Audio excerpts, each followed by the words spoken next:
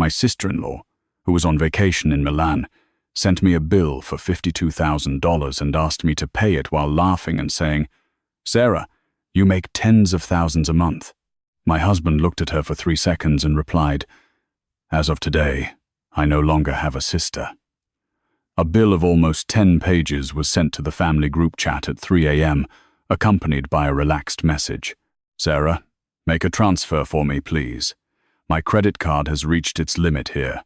The total is only $52,000. When I opened my eyes and saw the message, the sky outside wasn't quite light yet. The garbage truck had just passed below, leaving behind a damp smell and that characteristic metallic clanking sound. I sat on the edge of the bed for almost 2 minutes, trying to process that I hadn't misread the $52,000 figure. Below it were additional photos of hotel bills, train tickets, designer bags, watches, meals, and even a bottle of wine with a ridiculously long name I had never heard of. The sender was Lucy, my husband's younger sister. She even added a winking emoji. I turned to my husband, Alex. He was still asleep. He had one hand over his forehead. His breathing was heavy after having spent several sleepless nights with me, finishing the quarter's accounting. I wanted to wake him up right then and there, but I held back. Just yesterday afternoon, he had flown back from a business trip in Los Angeles without even having had time to eat a proper dinner. I sat in silence, pulling the thin sheet to wrap around my body. That chill didn't come from the New York weather, but from something difficult to explain. It was as if someone had thrown a block of ice at your face from the other side of the door and then walked away while you hadn't even had time to understand what was happening. My phone buzzed once more. "Don't tell Alex. Sarah, I'm just borrowing it for a bit. I'll pay you back when I return." I burst out laughing, a laugh so weak that even to me it sounded strange to hear it. Borrowing almost $52,000? I brought a hand to my forehead. Through the window, the sky was beginning to show a pale blue tint. The local bagel shop on the corner was opening its doors. Life out there was proceeding with the normality of every morning. Only my head was buzzing as if I had taken an overdose of cold medicine.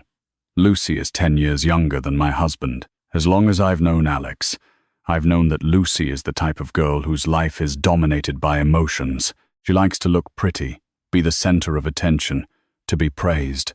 She started working recently and has already changed companies 3 times because the environment didn't match her energy. She once tried to open an imported perfume shop, but closed it after a month because the customers asked too many questions and it stressed her out. My mother-in-law loves her youngest daughter so much that she rarely lets her go without anything. When Lucy went to college, her mother even sold a small plot of land behind their house in their rural hometown in Pennsylvania so her daughter could study in New York City. Gradually, Lucy got used to the luxurious lifestyle she saw on social media. Every day she uploaded photos in expensive coffee shops and high-end restaurants with designer bags. Every time the family gave her advice, she would just laugh. This is the era of personal branding. "Life has to have value," she would say. To tell the truth, I never really hated my sister-in-law. Sometimes I even felt sorry for her. A girl who grows up too spoiled often has a hard time distinguishing between necessity and prestige. I just didn't expect it to get this bad. At 6 a.m., I went down to the kitchen to make coffee. Alex came out of the bedroom with messy hair. Seeing my face, he stopped immediately. "Are you sick? You couldn't sleep tonight, could you?" I handed him my phone.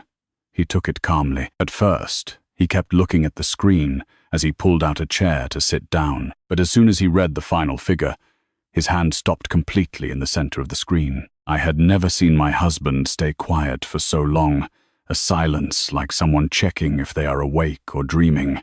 A few moments later, he left the phone on the table and leaned back in his chair. The morning light coming through the window made his face look paler than usual. "Lucy sent this? Seriously?"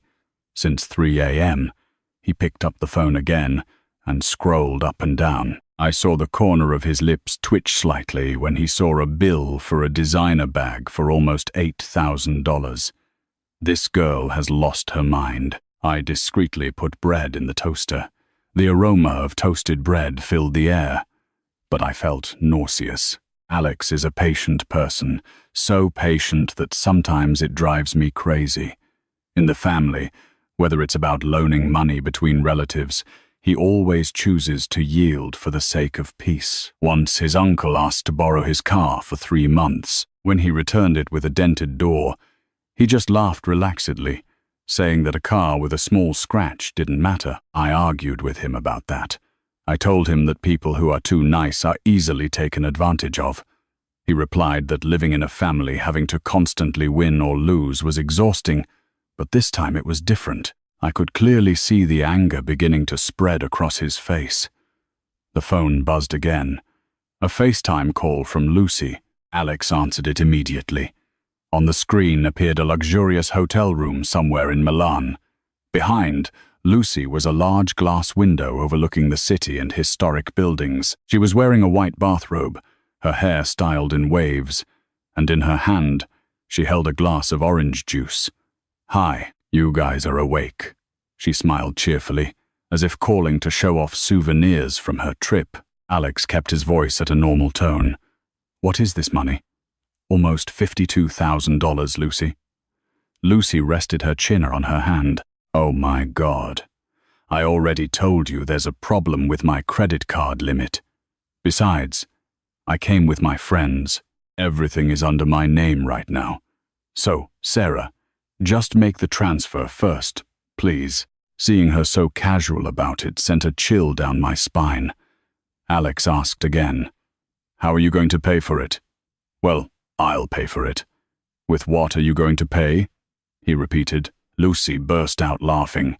"I'm a content creator. In a few months, I'll have brand deals." Alex remained silent. Lucy added, "Besides, Sarah makes tens of thousands a month. Our family isn't short on cash." I put my mug down on the table hard. The sound echoed in the silent kitchen. Lucy still hadn't realized the situation was serious. She even flipped the camera, showing off a breakfast table full of croissants and cheeses. "This is beautiful, Sarah. I bought you a silk scarf." I looked at the screen and unknowingly started laughing. "A scarf for almost $600, right, Lucy?" Lucy was a bit surprised and then laughed. "Oh, come on, Sarah, don't be like that. We are family." I had often heard people use the word family when they wanted to borrow money. Rarely did anyone remember those 2 words when the time came to pay it back. Alex stood up and pushed his chair back. "Where are you right now?" "In Italy." "Why? Do Mum and Dad know?" "I was planning to tell them when I got back." Alex looked at me. His look at that moment reminded me of his youth when he rode his motorcycle to take his mother to the hospital in the middle of the night in the rain, freezing cold and frustrated, but trying to stay calm. Then he looked back at the screen. "Send me your hotel address." Lucy laughed. "What for? Are you going to come here to catch me?" Alex didn't laugh. The kitchen became so quiet I could hear the water boiling. The smile on Lucy's face began to freeze. "I'll send you the address, but it's just a temporary loan. Since when do you think we have the responsibility to fund your lifestyle?" Lucy pursed her lips. A few moments later, her voice softened. "I'm under pressure too. All my friends came. If I didn't tag along, they would look down on me." Alex pulled the chair closer and sat down again. He stared at his sister for a long time, so long I thought the connection was going to drop. Then he asked, very slowly, "They look down on you, so you use us as collateral for your prestige." At the end of the street, the characteristic honk of the morning delivery truck was heard. I looked down and turned off the stove. My hand accidentally brushed the hot pan. At the same time, Alex's phone rang non-stop. It was my mother-in-law. As soon as the call connected, my mother-in-law's voice sounded loud and fast, as if she were in the middle of a busy market. "Alex, what's wrong with your sister? She just called me, crying." Alex massaged the bridge of his nose. His face remained calm, but the way he pulled his chair closer to the table showed he was holding back his anger. "Do you know about the bill she sent?" "Yes. She didn't do it on purpose." "Why are you being so hard on her?" I sat in silence. I was trying to keep my cool, but inside I felt like I was burning. Do you know how much the total is? Yes, it's about 50,000. No, he said it as lightly as if it were only $50. On the other end of the line, there were a few seconds of silence. Then my mother-in-law's voice dropped. Lucy likes to have fun, but she's not a bad girl. Maybe going with her friends. She got carried away. Alex let out a dry laugh. Since when do we have to pay for her prestige? I didn't say you have to pay for it. I just want you not to scare your sister. At that moment, Lucy was still on the FaceTime call. She was sitting quietly. Her face began to look sad. That was Lucy's nature. Whenever she saw that someone was starting to yield, she lowered her voice even more, showing her weakest side. Don't be hard on Mom. Alex turned to her. You shut up for a second. Let me talk to Mom. She bit her lip. My mother-in-law sighed. I know you guys work hard. Making money nowadays is tough, but siblings have to help each other out. Hearing that, I couldn't take it anymore. Mom. Alex's voice rose. Since becoming her daughter-in-law, I had rarely meddled in matters between mother and daughter, partly because I knew Alex adored his mother, and partly because I understood that every family has its own problems. But this time I exploded. How do you think we should help her? By transferring $50,000 so Lucy can continue her vacation? Is that it? My mother-in-law's voice immediately weakened. Sarah, I'm not defending her for that. Lucy is 30 years old. It's just that she's still naive. 30 years old and still naive. Maybe she needs to drink from a baby bottle until she retires. On the other side of the screen, Lucy pouted. Sarah talks in a very weird way. I turned to her. Weird, compared to your behavior of going on vacation and sending the bill for others to pay? Lucy started to look annoyed. I haven't stolen anyone's money. I said it's a loan.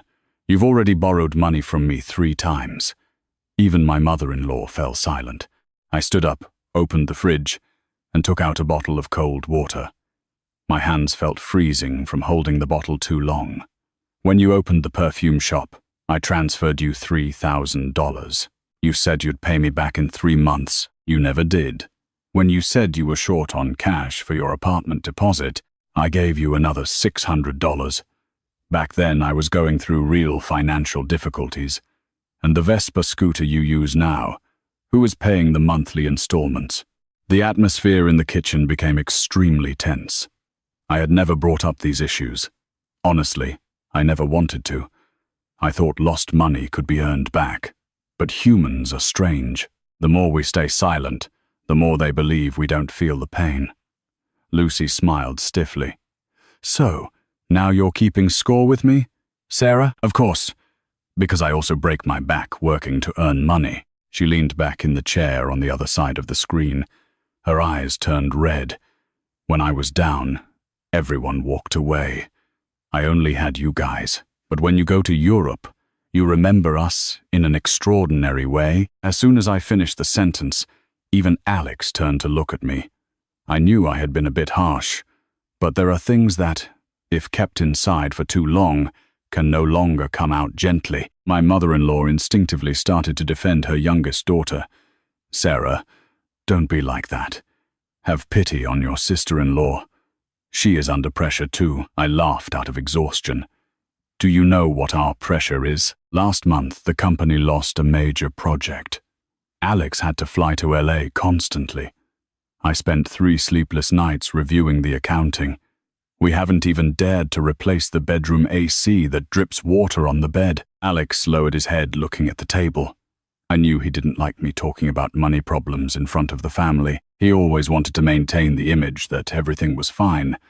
But every family goes through tough times. It's just that we never talked about them. My mother-in-law said quietly, "Why didn't you ever say anything?" Outside, the sound of a recycling truck picking up scrap was heard. That familiar morning sound put a lump in my throat. Lucy stood up suddenly. "Enough. I know you all look down on me." Alex immediately raised his head. "No one looks down on you." "Yes, you do. Since I quit my job, everyone looks at me like I'm a parasite." Lucy looked away. Her eyes were genuinely red. For the first time since the video call started, I saw she wasn't acting anymore. Do you know what it feels like when all your friends are successful and you're stuck? Everywhere I go, people always ask what I do for a living, how much I make, why I haven't bought a house. I'm tired. Alex remained silent. I kept quiet, too. There are sentences that, upon hearing them, you don't dare interrupt. Lucy took a deep breath. On this trip, all my friends wear nice clothes, stay in luxury hotels, eat at expensive restaurants. I didn't want to look like the most miserable one, and you chose to load that prestige onto us. She sat back down in the chair. I thought Sarah could surely help. I started to good laugh.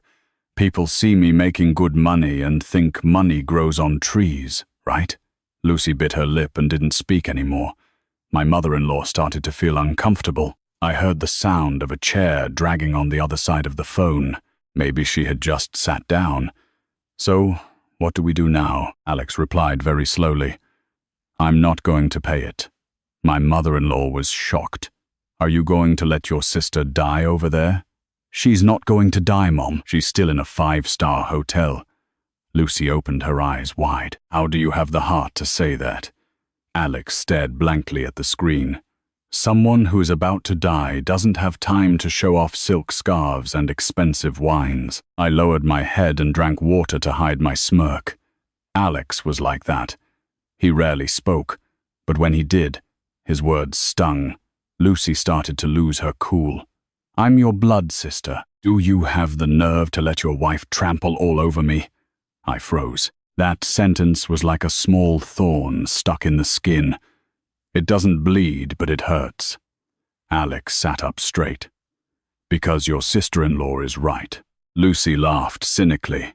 Sure, since she makes money, she has the right to look down on others. I put down my glass. Do you know what is the most despicable thing? Someone who lives off other people's money but still wants to keep their pride. The atmosphere turned cold. Outside, the sun began to shine. A ray of light pierced through the window and landed right on the phone, showing the bill for over $50,000. Lucy suddenly burst into genuine tears. Her crying wasn't loud. She just sat there, covering her face. Her shoulders were shaking. Seeing that scene, I suddenly felt very tired. I had felt affection for her.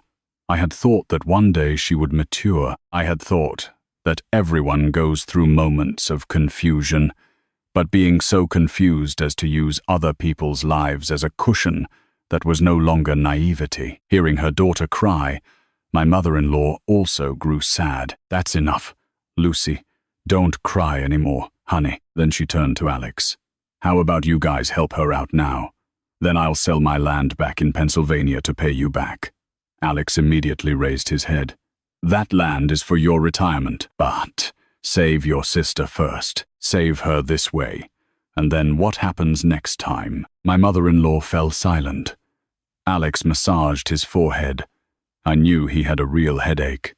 On one side was his elderly mother.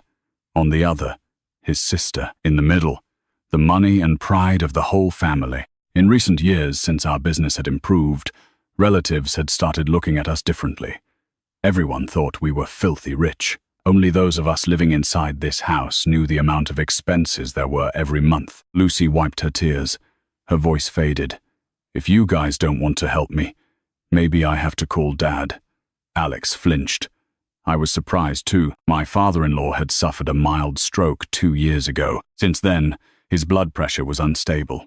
The whole family avoided telling him things that would cause him stress as much as possible. Alex looked at his sister sternly. Do you dare call Dad? Lucy lowered her head.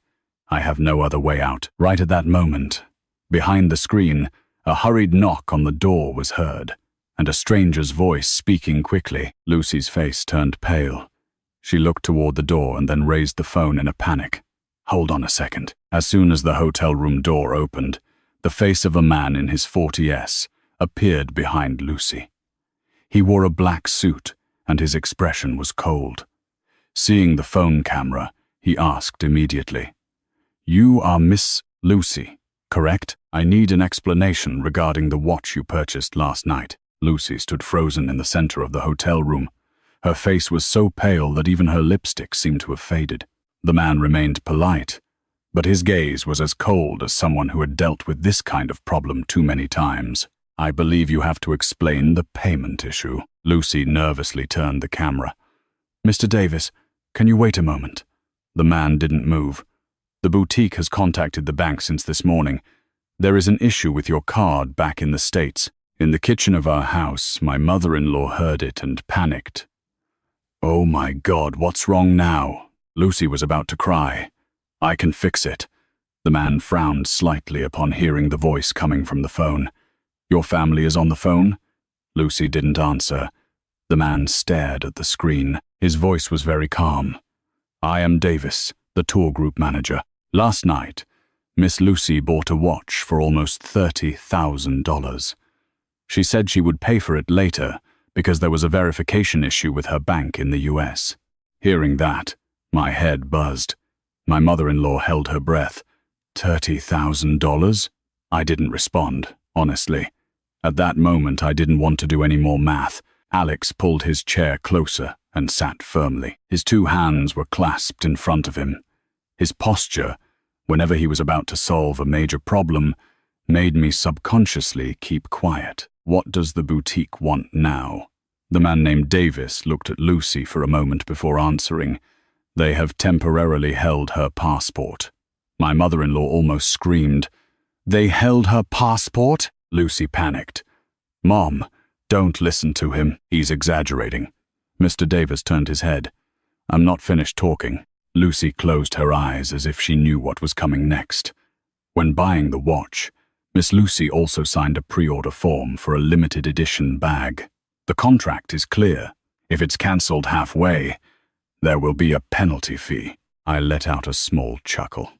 I don't know why at a time like this I could still laugh. Perhaps humans, when they are too shocked, laugh before they get angry. Alex looked at his sister for a long time.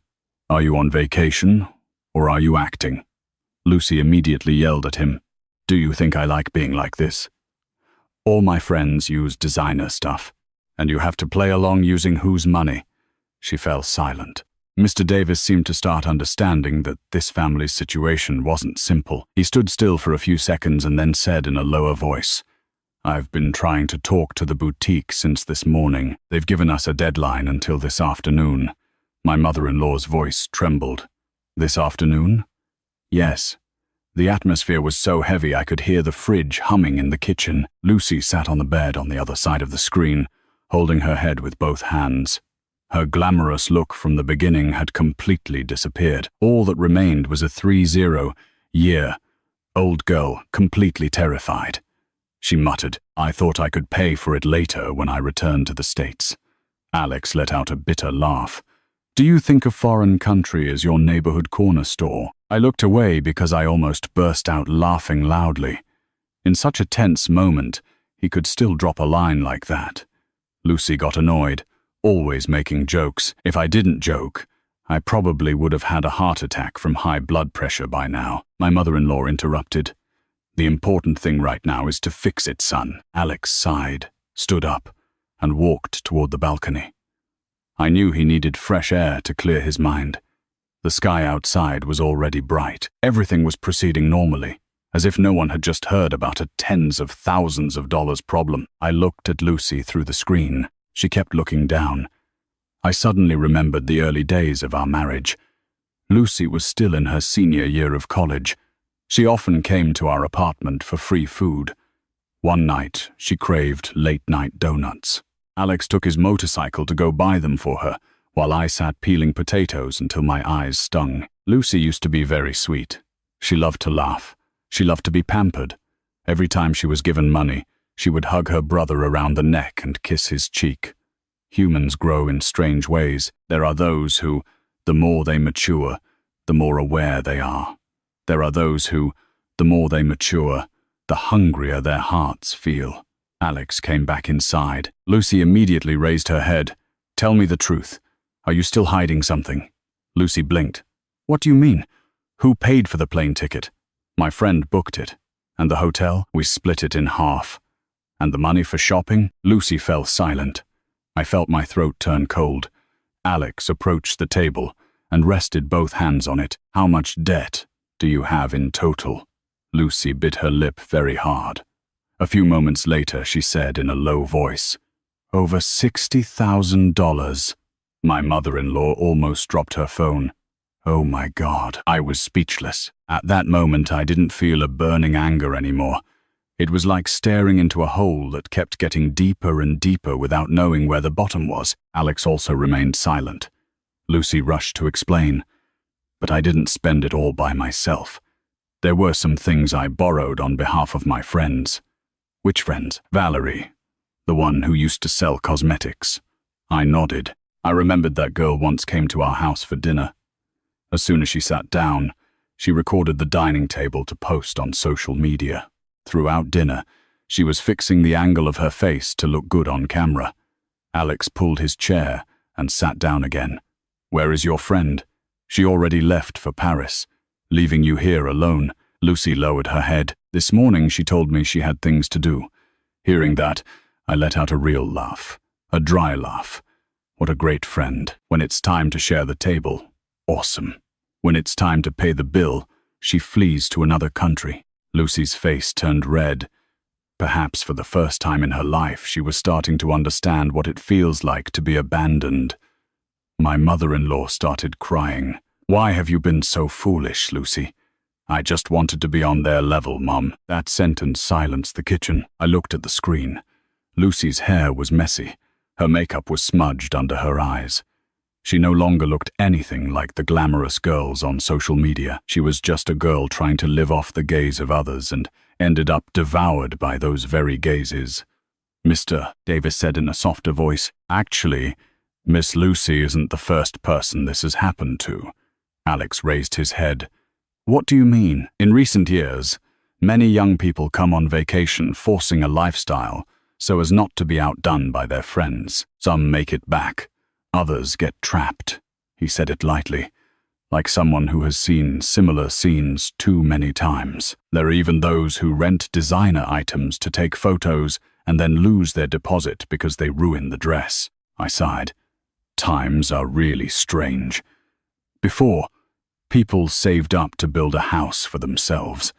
Now, many save up so they can take pictures in other people's houses. Lucy wiped her tears. "What should I do now?"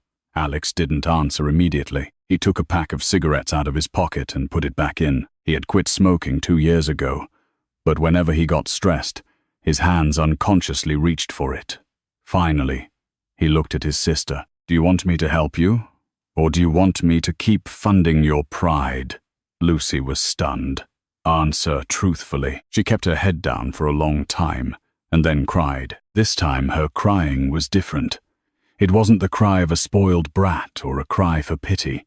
She cried like someone who has just run out of energy after months of pretending to be strong. "I'm so tired." Alex sat in silence. "Every day I have to post photos. I have to pretend everything is fine. All my friends show off wonderful lives. I was afraid people would know I'm unemployed. Afraid of being looked down upon." I brought a hand to my forehead. "Today's world is toxic. Even the poor have to be poor in style." Lucy sobbed. "There was a day I had no money to eat, but I still had to post a picture drinking an expensive coffee because I was afraid people would ask." My mother-in-law looked away and wiped her tears. She was the one who loved her youngest daughter the most, a love mixed with helplessness. Finally, Alex spoke. "All right, I'll help you this time." Lucy immediately raised her head. My mother-in-law also breathed a sigh of relief, but Alex continued. "When you get back to the States, you will move out of the apartment whose rent I've been paying." The smile on Lucy's face froze. "You're going to abandon me. I'm saving you." Lucy stood paralyzed. Alex looked directly at his sister. His voice was very deep. "If I keep spoiling you like this for a few more years." Suddenly, outside the window, the sound of distant thunder was heard. The New York sky, which had just been clear, clouded over again. Mr. Davis checked his watch and said, "I have to go down to the lobby. The boutique is waiting for an answer." Alex nodded. "Give me 10 minutes." Just as the man turned around, Lucy suddenly called out to him. "Mr. Davis." The man turned around. Lucy bit her lip. Her voice trembled. "Please, don't tell the rest of the group about this." The man looked at her for a few seconds and then sighed. Even now, she was still obsessed with keeping up appearances. Lucy lowered her head deeply. At the same time, my phone buzzed. A text message from the bank popped up on the screen. Reading it, my hands instantly turned ice cold. "Your business account has been blocked due to anti-fraud protocols. Someone has attempted to process an international charge of $30,000, which, added to the large fund withdrawals in recent months, has triggered the bank's alert." I read the message 3 times before I was sure I hadn't misread it. My heart was beating so fast I could hear it in my own ears. Alex, seeing how my face changed, immediately came over. "What's wrong?" I handed him the phone. Reading it, his expression also darkened. On the other end of the line, Lucy kept wiping her tears without knowing what was happening. My mother-in-law asked anxiously, "What's going on now?" I took a deep breath. "They've blocked the company's account." "Why?" "The bank is investigating international transactions." Lucy jerked her head up. "Does it have something to do with me?" I looked at her. I could see her face turning genuinely pale. A few seconds later, she stammered, I just gave the boutique your company's account number." The kitchen fell into absolute silence. I could clearly hear the sound of water dripping from the faucet near the door. Alex looked at his sister fiercely. "Where did you get the company's account number?" Lucy looked down. "I once saw Sarah making the rent transfer." I closed my eyes. What I felt at that moment was like mending a torn shirt and discovering an even bigger hole in the back. "Who did you give that account number to?" "To the boutique." Alex raised his voice. "Who else?" Lucy got scared. "To the tax refund service too." I rested my hands on the table. "You also used the company account for the VAT refund?" "They told me they needed an account with international verification." So I started laughing. A laugh so thin and cold that even I found it strange. The $60,000 wasn't enough. "Now you also want to drag my company down." Lucy burst into loud, wailing tears. I didn't know this would happen. My mother-in-law started to panic. Okay, don't argue anymore. Think of a solution first." Alex took my phone and looked at the message closely.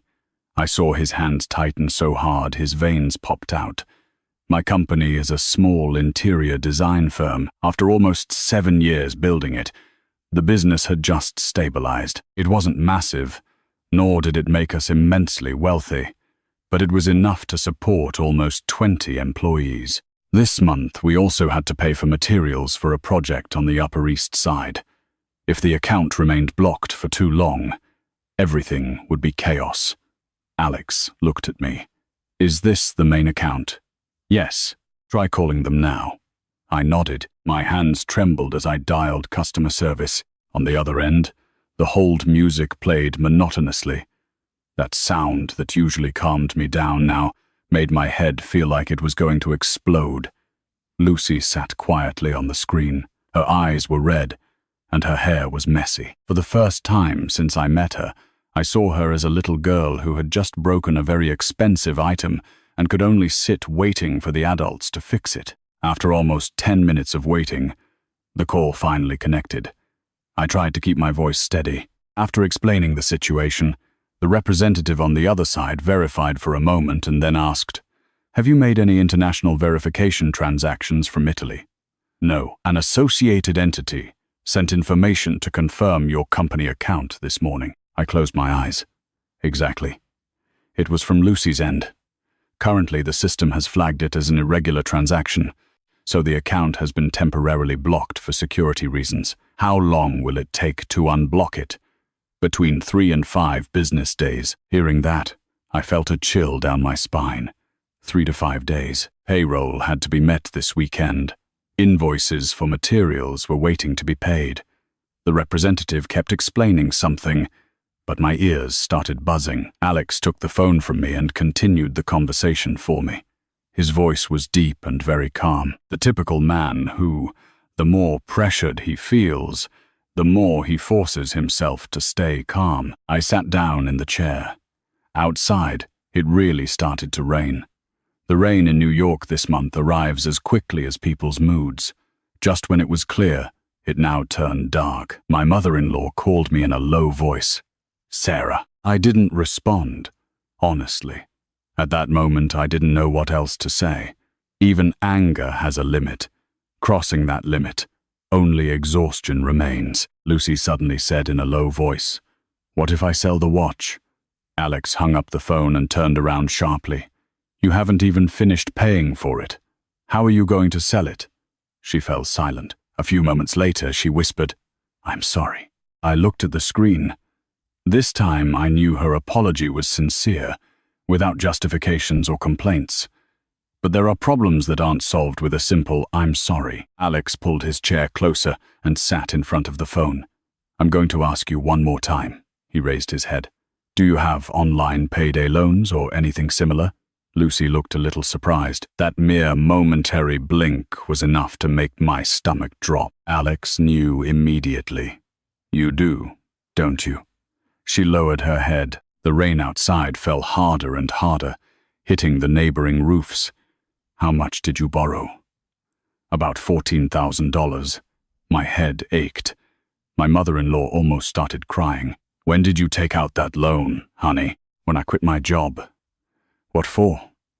Lucy remained silent for a long time and then said it so quietly she could barely be heard. "To maintain my image." I let out a cynical laugh. "Well, it's very well maintained, isn't it?" She raised her head and looked at me. For the first time, there was a look of shame in her eyes. At first, I just wanted to borrow a little, but when the due date arrived, I borrowed from somewhere else to cover it. Alex leaned back in his chair, running a hand over his face. I knew he was trying hard to stay calm. My husband's family was poor in the past. My father-in-law was a truck driver. My mother-in-law sold at the farmer's market. Alex paid for college by working nights, which is why he hated people who went into debt for pride. Once, at a wedding, he saw a relative who had just bought a car in installments but had to ask everyone for money. He just shook his head and said, "People buy cars to use them." He bought it so others could look at it. Who would have thought that today that phrase would land on his own sister? My mother-in-law burst into tears. "Truly, this is my fault. I spoiled her too much when she was little." Hearing that, Lucy also cried. "Don't say that, Mom." The whole kitchen was filled with the sound of rain and sighs. I stood up, took a cloth, and wiped the water off the table. I moved the cloth with such force that the edge of the table squeaked. Alex spoke suddenly. "That Valerie girl, what do her parents do?" Lucy raised her head. "They own a trucking company. Then why did she leave you in charge of the payments?" Lucy offered a bitter smile. "She told me I was a content creator, that if I had a luxurious image, it would be easy to get brand deals." I laughed. "And where are those brand deals?" "Nowhere to be seen. What's seen first is the debt contract." Lucy lowered her head deeply. A few moments later, she said quietly, "At first I didn't believe it either, but seeing everyone else live like that, I felt inferior." I leaned my hands on the windowsill looking at the rain. Years working with wealthy clients had made me know all kinds of people. There are those who live in multi-million-dollar mansions but still wear old t-shirts and flip-flops. There are those who rent an apartment, barely making rent every month, but their social media posts look like royalty. The most terrifying thing isn't poverty, but pretending to be rich. My mother-in-law sobbed. "So what do we do now?" Alex stayed quiet for a long time and then looked at me. "How much is left in our savings?" I instantly knew what he was going to do. A lump formed in my throat. "You want to use those savings?"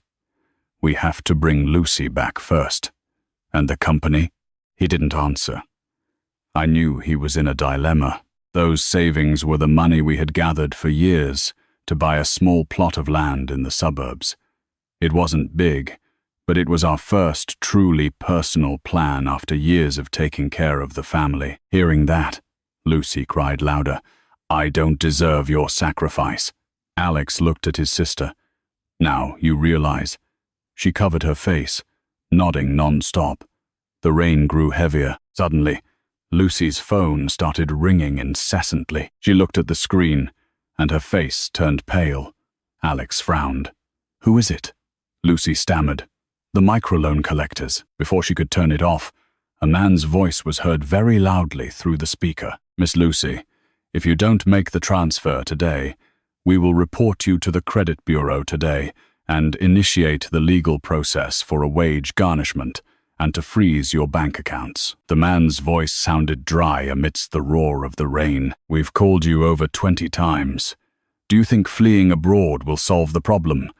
Lucy hastily turned off the speaker in a panic, but it was too late. The whole kitchen was left in a suffocating silence. I saw her pale face, and only one thought crossed my mind. This girl was hiding many more things than we suspected. Alex held out his hand. "Give me the phone."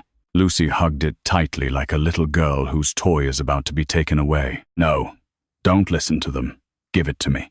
Alex's voice was deep, enough to make Lucy's hands tremble. Slowly, she held up the phone to the screen. Alex turned the speaker back on.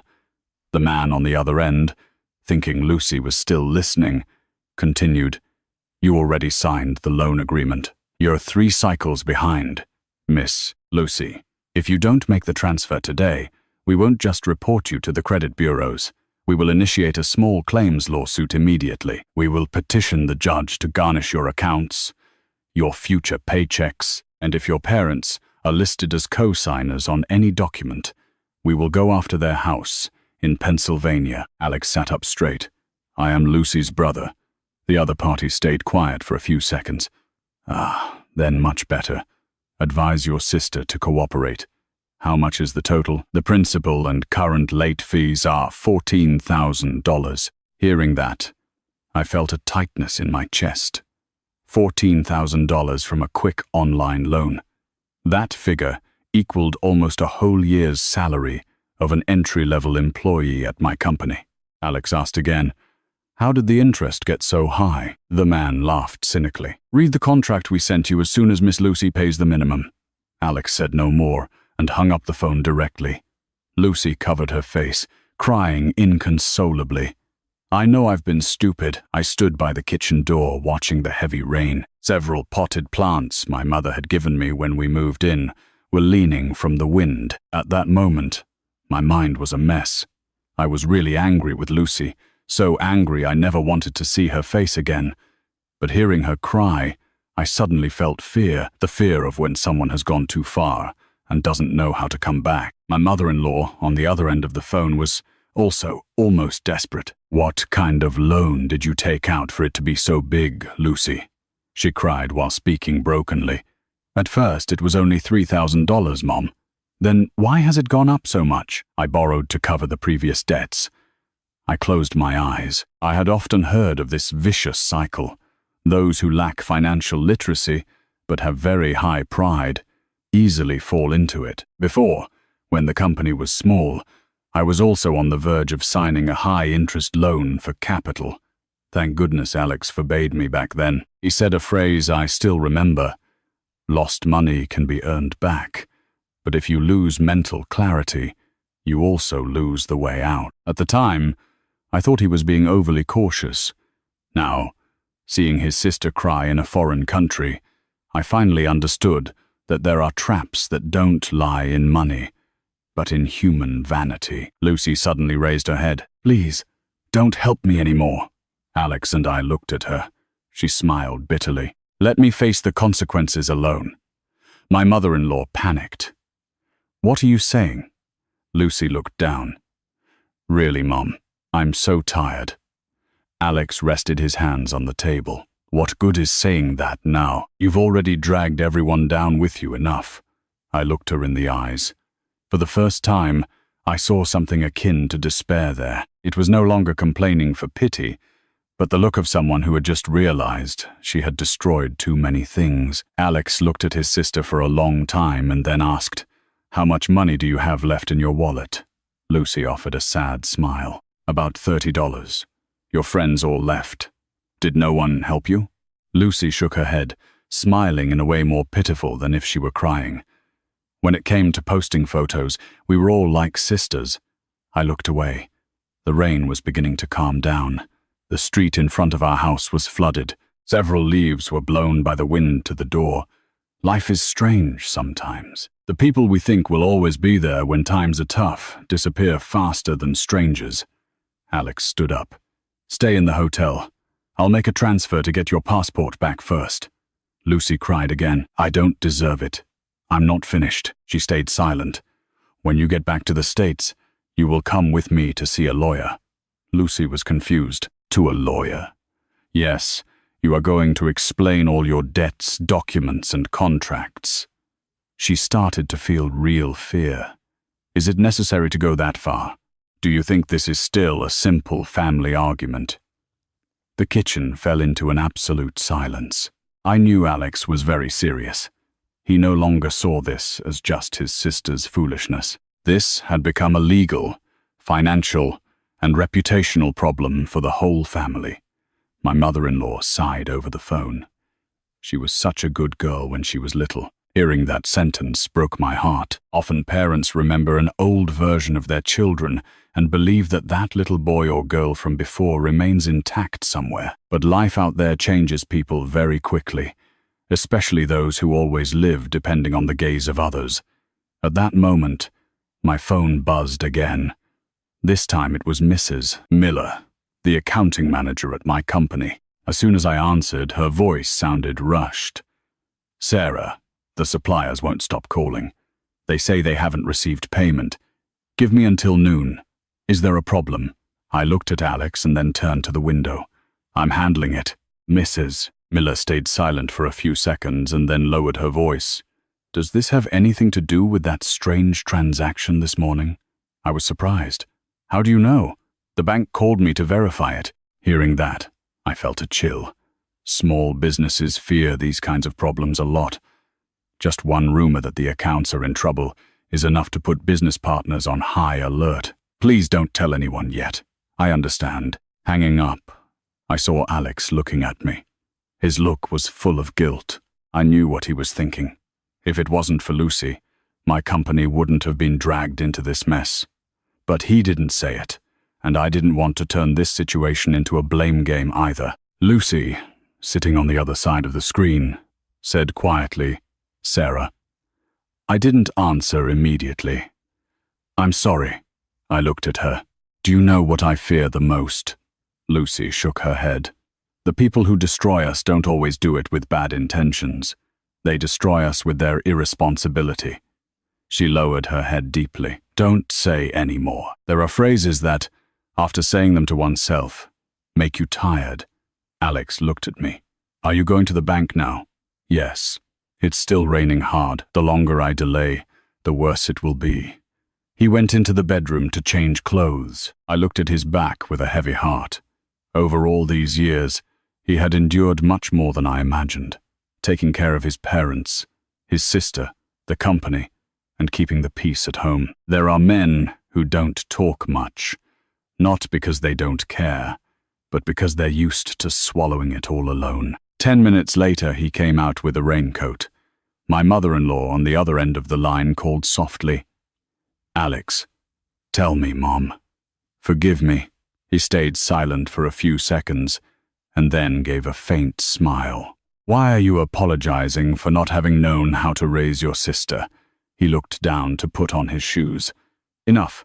Let's not talk about that right now. Lucy looked at him through the screen. She had red eyes. Alex raised his head. From now on, never ask others to save you again. She was stunned. Look at yourself first, outside. The sound of rain turned into a steady drip on the roof. Just as Alex was opening the door, Lucy's phone buzzed again. This time it was a text message. She opened it and froze. I saw her face turn pale. What is it now? Lucy raised her head. Her lips were trembling. Valerie. She uploaded a new photo. She swallowed hard. She's in Paris with the watch I bought under my name. She brought the phone close to the camera. Her eyes were wide with disbelief. The photo on social media showed a sunny view of Paris. Valerie was standing in front of a luxury boutique. Her hair was wavy, red lips, and a hand resting casually on a coffee cup. On her wrist, She flaunted the dark blue dial watch Lucy had signed for last night. The caption was brief and cold. Only when you travel far do you realize how valuable this life is. Below it were almost 2,000 likes. The same friends who yesterday were posing hugging Lucy were now flooding the comments. So gorgeous, Queen. The life we all want. Seeing it, I felt a deep disgust. Times today are very strange. Someone can stand on a mountain of debt to fake being rich, and the audience applauds them enthusiastically. Lucy scrolled down with a trembling hand. There wasn't a single word mentioning her. Nothing about sisterhood, nothing about traveling together with her best friend. Lucy's name appeared nowhere in that trip. She sat petrified for a long time. My mother-in-law called her softly. "Lucy." She burst out laughing, a laugh so bitter it gave me goosebumps. "Do you know what she texted me before she left?" No one answered. Lucy swallowed. She said real friends should support each other in tough times. I leaned back in my chair. Exactly. The phrases that sound the most sincere are sometimes the ones that sink you the fastest. Alex, who was still standing by the door with his umbrella in hand, looked at the photo for a few seconds and then asked, "Do you still have her messages?" Lucy raised her head. "Yes, the messages between her and me are still there. Don't delete them." She stayed quiet. Perhaps at that moment, she truly realized that all of this had far exceeded the limits of a simple vacation. Alex took a step toward the screen. "Listen to me closely." Lucy nodded slowly. "From now on, anyone who calls you to collect a debt, sends you threatening messages, or asks for a transfer, save all the evidence. What are you going to do? You just do it." She looked at her brother. Her look was a mix of confusion and hope. Seeing that scene stirred something inside me. There are younger sisters who only remember they have a family when they are about to fall. And that family is curious. No matter how angry they are, they don't have the courage to let go of their hand. Finally, Alex put on his coat. "I'm going to the bank." I stood up. "I'm going with you. You handle the company first. If I go alone, you won't be at ease." He looked at me for a few seconds and then nodded. My mother-in-law rushed to interject on the phone. "Don't forget to stop by the house later, Alex." He stopped. "What for, Mom?" "To give you the land deeds." I immediately raised my head. My mother-in-law sighed. "What else can we do now?" Alex shook his head almost instantly. "Keep them, Mom. We haven't reached the point of having to sell your land." His voice wasn't loud, but it was very firm. I knew his pride was hurt.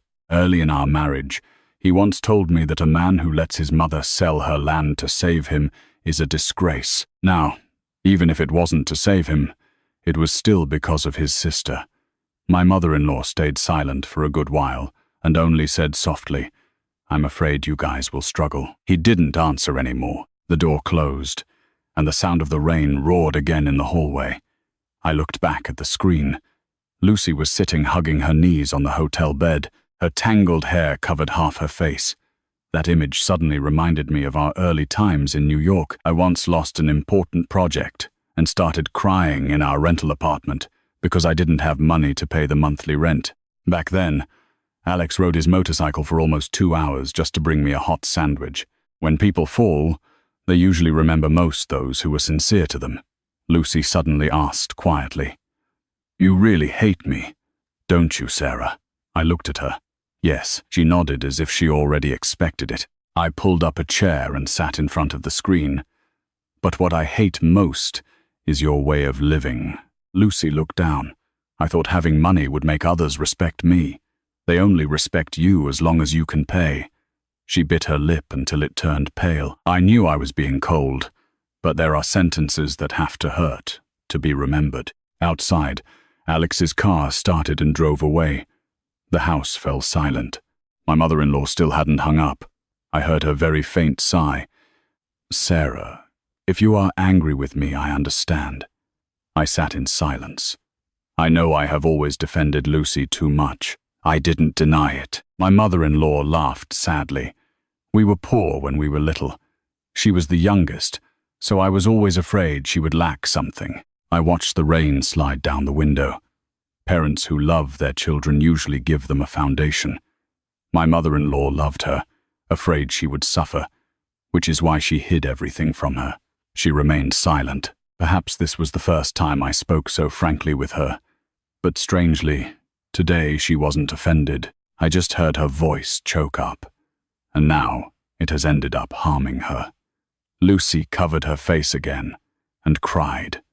Her crying was low. It sounded more like exhaustion than anything else.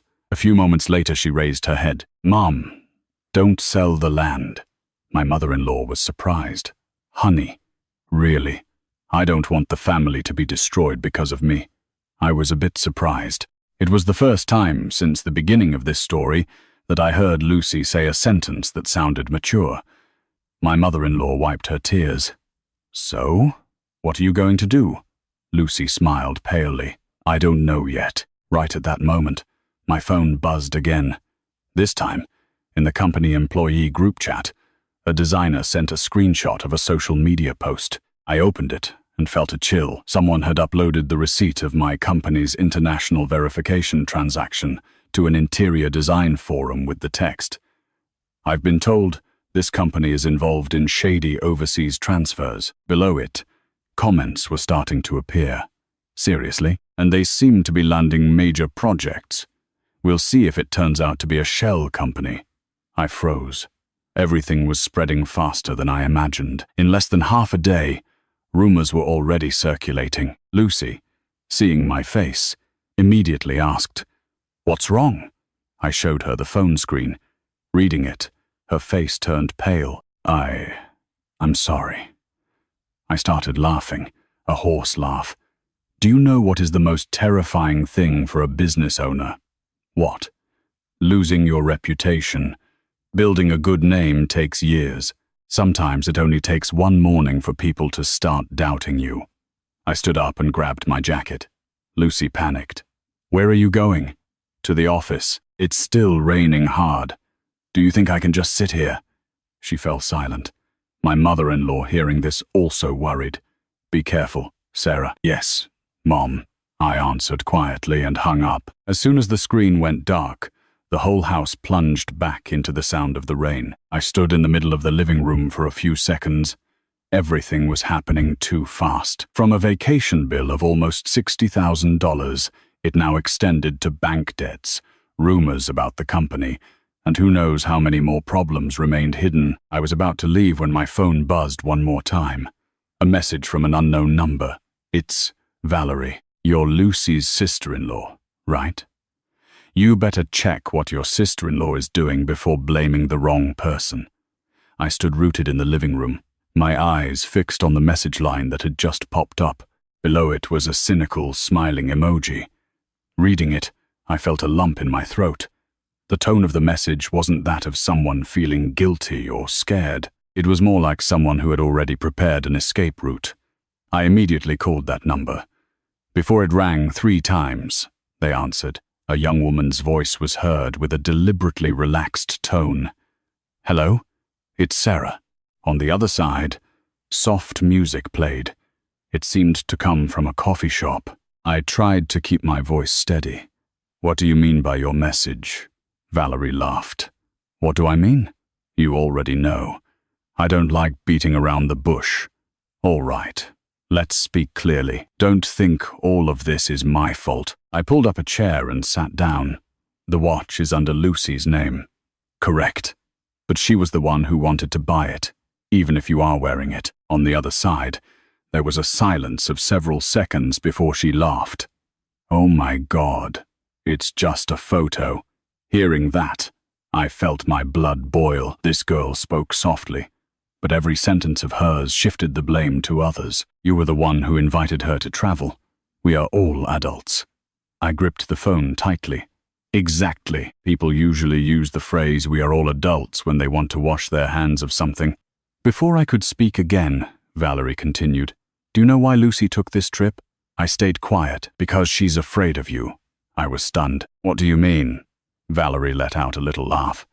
"You're very good at making money. You have a stable company, and you always seem so calm. Next to someone like you, Lucy has always felt inferior."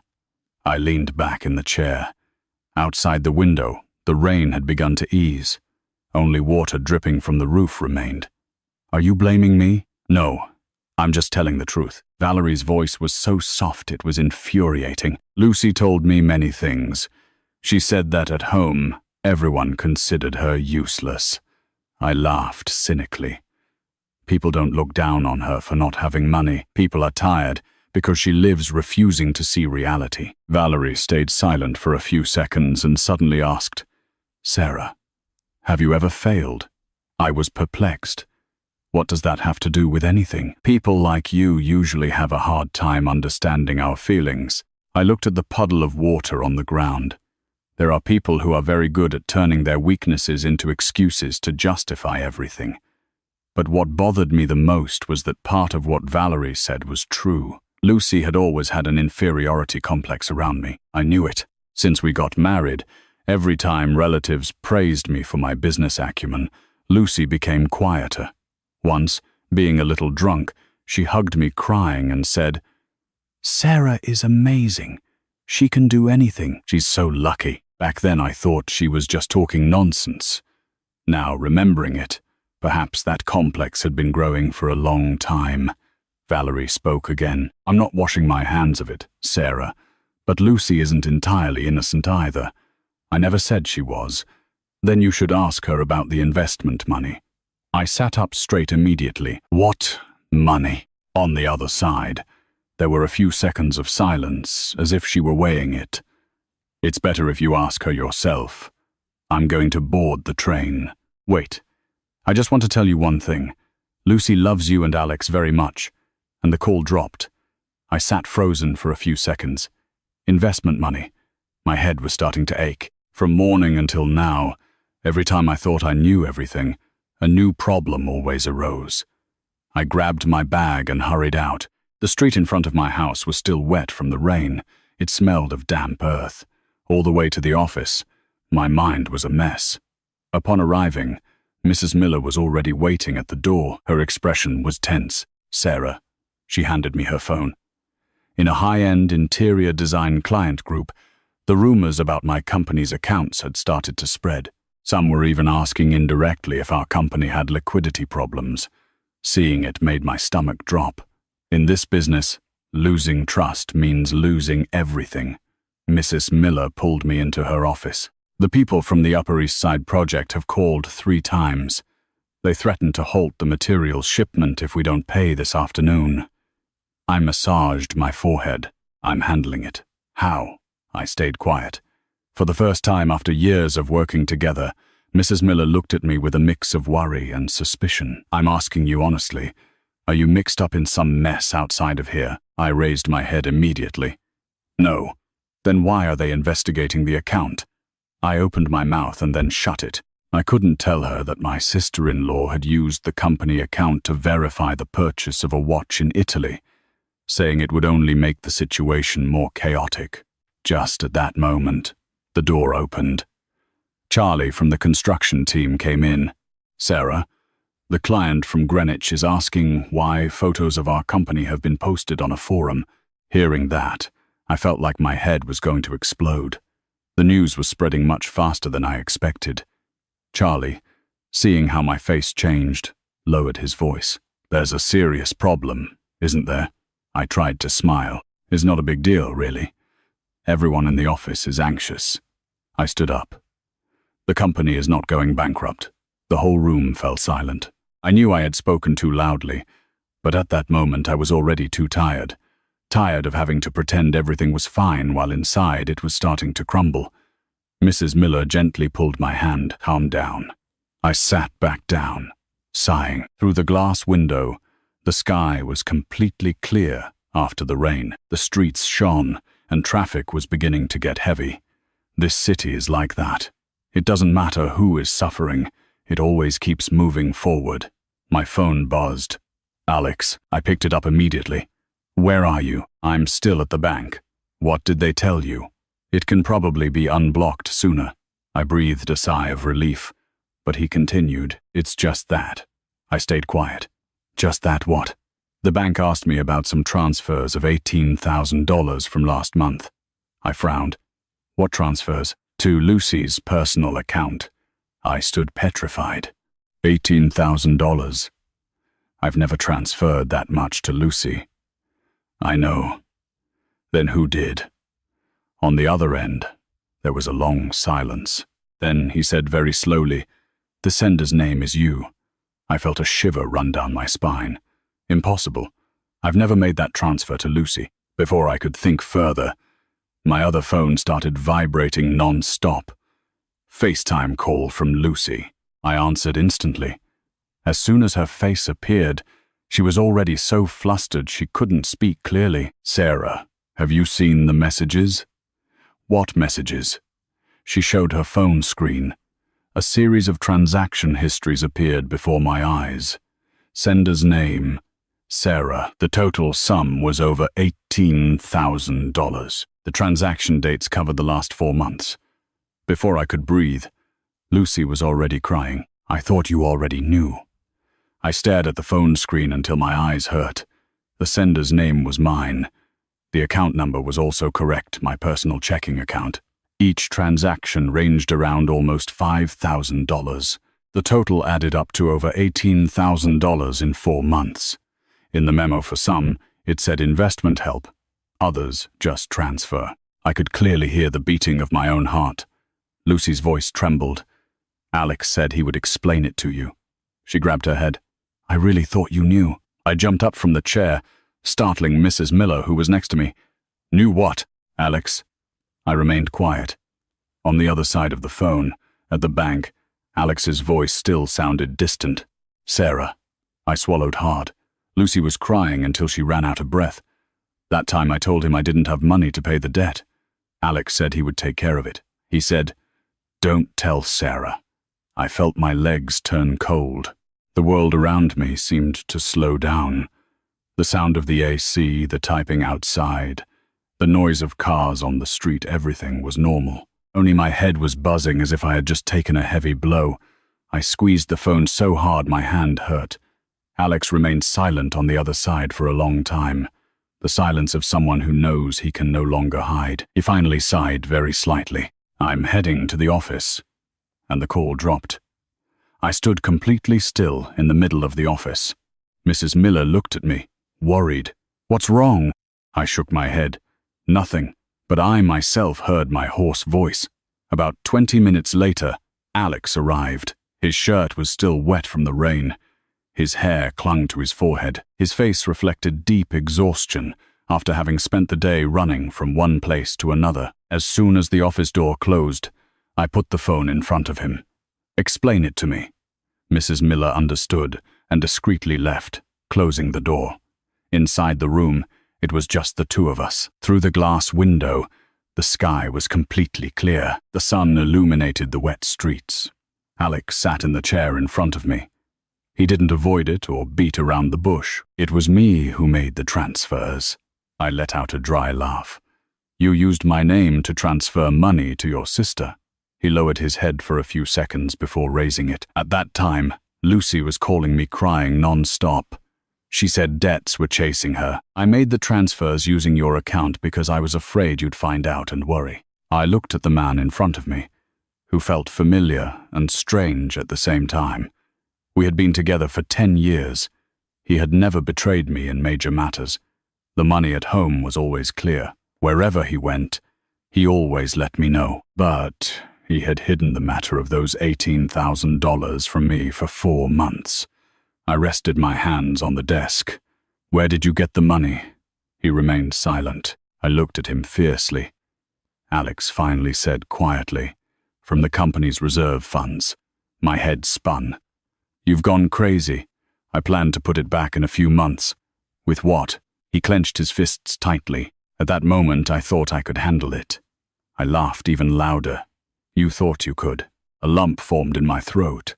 "Even now that the company's account has been blocked and there are rumors out there, you still say you thought you could handle it." He didn't deny it. He just sat in silence. His muteness infuriated me even more. "Why didn't you tell me?" "Because I knew you wouldn't agree." "Of course not. Because I'm still in my right mind." He closed his eyes. "Since when, as husband and wife, Do we have to hide these things from each other? My voice started to tremble. I didn't cry, but my heart ached deeply, not for the money, but for feeling excluded from the most important decision. Alex kept looking down for a long time, and then said quietly, "I was afraid." I stayed silent. Afraid of what? Afraid that if I didn't help her, Lucy would do something crazy. For the first time, I saw such obvious exhaustion on my husband's face. She once called me in the middle of the night. She was sitting, crying, on an overpass. I squeezed my hands. "Did you rush over to get her?" He nodded. At that time, her debts were already around $6,000.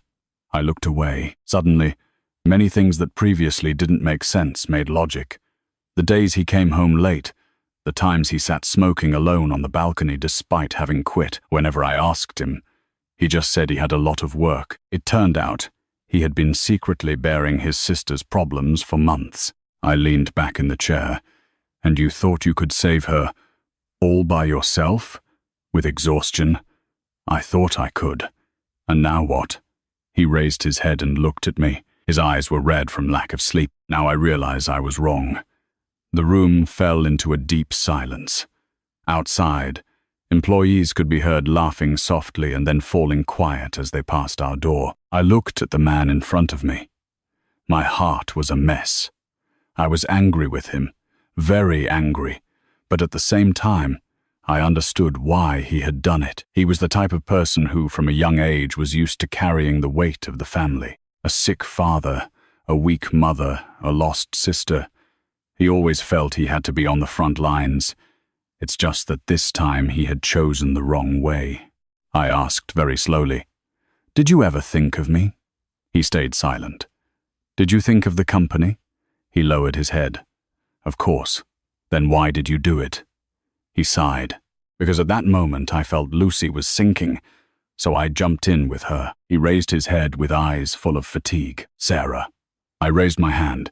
"From this morning until now, I've heard enough." Outside, a knock was suddenly heard. Charlie poked his head in. "Sarah," seeing the atmosphere inside. He hesitated. "There's a visitor." I frowned. "Who?" "A girl named Valerie." Alex and I were stunned. Before we could understand anything, the sound of heels was already heard from the hallway. Valerie walked in wearing a fitted beige dress. Her hair was neatly tied back. Her makeup was subtle, but very polished. Unlike her image on social media, in the real world, she seemed much sharper. As soon as she saw me, she smiled politely. "Good afternoon." Then she turned to Alex. "Good afternoon." I looked at her fiercely. "When did you fly back to the States?" 3 hours ago. "How nice. Your friend is still trapped over there, and you've already made it home." Valerie maintained her smile. "I've come back to solve this problem." Alex stood up. "What problem?" She opened her bag, pulled out a stack of papers, and placed it on the desk. "All the debts Lucy has for the content investment have to do with me." I frowned. "What investment?" Valerie pulled out a chair and sat down with total calmness. "We created a group to build our image on social media." I laughed. "An image of tens of thousands of dollars." She looked directly at me. "You can earn more with personal branding than you can imagine." My voice turned cold. "So, have you guys earned anything yet?" Valerie stayed quiet for a few seconds. "Not yet." "Then, where did the money go?" The girl took a deep breath and dropped a sentence that left Alex and me glued to our spots. Lucy didn't just go into debt for her lifestyle. She pushed the stack of papers toward me. She also gave money to a man. The room seemed to freeze after that sentence. I stared blankly at the papers on the desk. Meanwhile, Alex stood in front of me, squeezing his hands until his veins popped. "What man?" Valerie lowered her gaze a bit and pulled the first sheet toward me. "His name is Matthew. He works in media." I took the paper. Inside were several bank statements. The beneficiary's name appeared repeatedly. Matthew. There were transfers of $300, $600, and even some up to $4,000. The total was around $24,000. My throat went dry. Alex took a step forward and grabbed the papers. As he glanced through them, his face grew paler. How long has Lucy known this person? Valerie leaned back in the chair. Over a year. What did he need so much money for? Valerie smiled cynically. Do you think all the men on social media are actually rich? I raised my head and looked at her. Did you know everything? I knew a part of it. She sighed. At first, I also thought he was a good guy. He speaks very well, understands female psychology, and is dedicated to building personal brands. So his photos were always with luxury cars, watches, vacations. I laughed exhaustedly. Another one, living off appearances. Valerie nodded slowly. Lucy was crazy about him. I brought a hand to my forehead. Suddenly, everything started to connect. Why was Lucy so desperate to live surrounded by luxury? Why was she so obsessed with social media? Why did she go recklessly into debt to maintain that image? Perhaps she didn't just want the admiration of others. She also wanted the validation of a man. Alex pushed his chair back and sat down. Where is that man now? Valerie shook her head. I don't know. She looked at Alex for a few seconds before adding, he told her he was working on a major project and invited her to invest together. I laughed. Investing with borrowed money. Valerie pursed her lips. At the time, Lucy truly believed him. And how did he make her believe it? He promised he would marry her. As soon as she finished the sentence, Alex slammed the stack of papers onto the desk violently. The loud bang startled me. For the first time since the day started, I saw him completely lose control. She is 30 years old and still lets herself be fooled like this. Valerie looked down. Lucy felt very lonely. Alex gave a short laugh. Lonely, and so she mortgages the whole family. I looked at my husband. He was genuinely hurt, not just angry, but hurt to see his sister manipulated like a child. Valerie slowly took out her phone and opened a photo. In recent months, he started avoiding Lucy. I looked at the screen. A man in his 30s, impeccably dressed, hair slicked back, and handsome, the kind who knows how to win women over. There were photos with a luxury car, on a golf course, and in an exclusive bar. He seemed very successful. At first glance, he was the type of man who would make many girls believe they had met someone important. Valerie offered a bitter smile. The car in the photo is a rental. I was no longer surprised. At this point, I felt anything could be fake. Alex took the phone and looked at it for a long time. Does Lucy already know? Know what? Valerie hesitated a moment. Last week, I found out he was also seeing another woman. I frowned. And you didn't tell her? I did tell her. And how did Lucy react? Valerie smiled sadly. She cried and kept trusting Matthew. The room plunged into a deep silence. There are people who, after lacking affection for too long, blindly cling to anyone who gives them a minimum of attention, regardless of whether it's right or wrong. I remembered how Lucy looked at couples on social media. She once told me at a dinner, "You're so lucky, Sarah. Alex is always checking on you." At the time, I just smiled, without imagining the immense emptiness in her heart. Suddenly, Alex stood up. "I'm going to call Lucy." Valerie raised her hand. "Wait." Alex frowned. "What now?" She looked at him intently. "Lucy doesn't know I've flown back yet. She thinks I'm still in Paris." I was dumbfounded. "Valerie, yes, you left her there alone." She stayed silent for a few seconds and then looked down. "I was afraid." I laughed cynically. "You were afraid, and that's why you took the first flight back." She was also being chased by debts.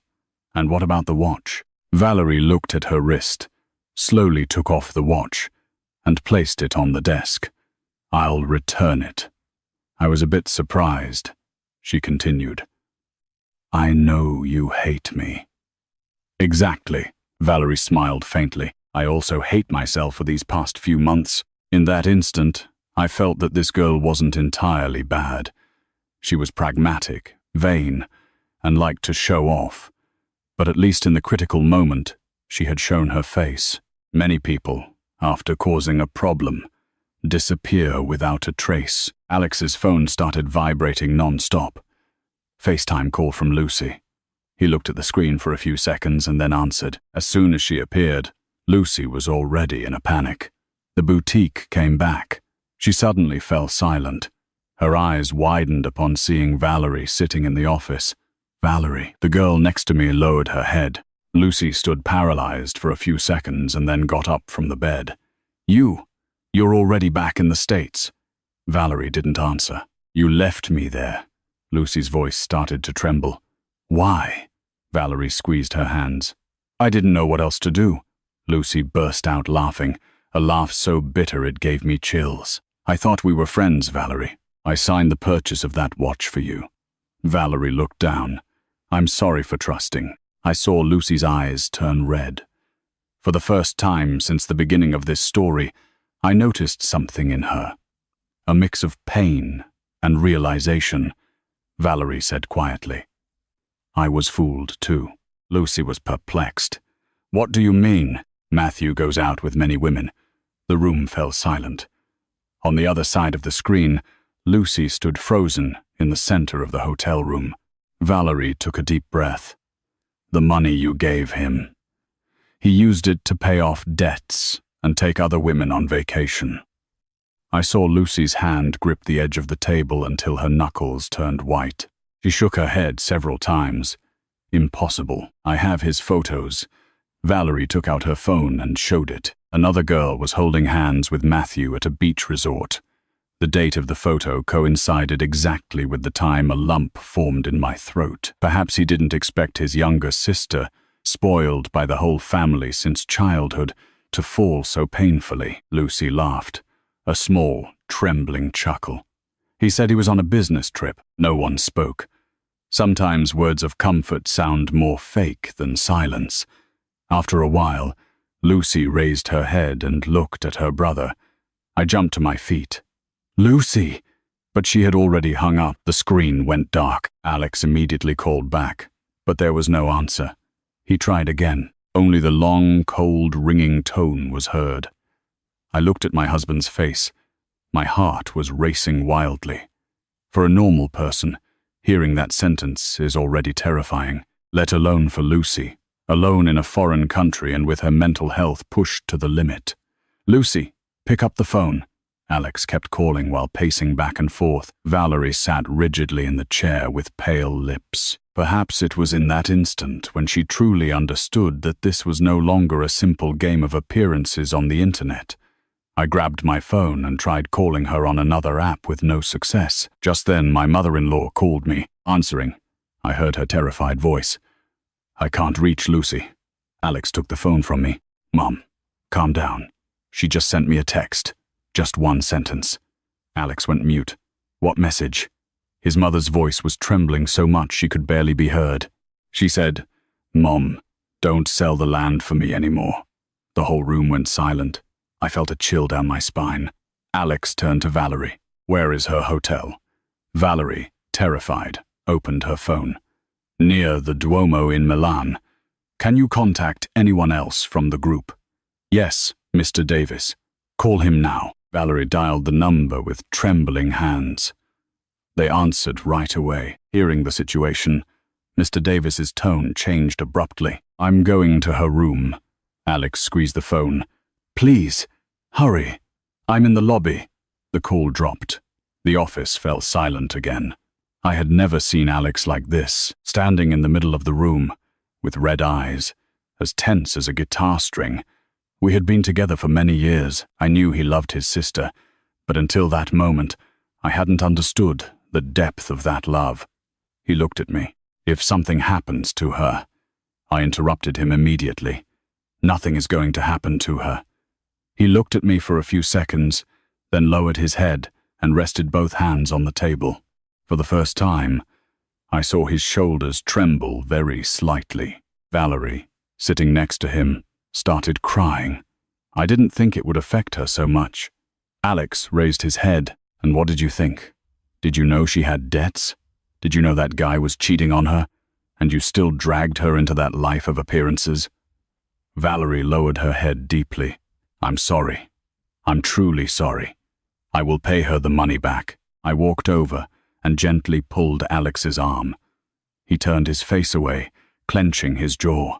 I understood how he felt. People, when terrified, sometimes need to get angry to have something to cling to.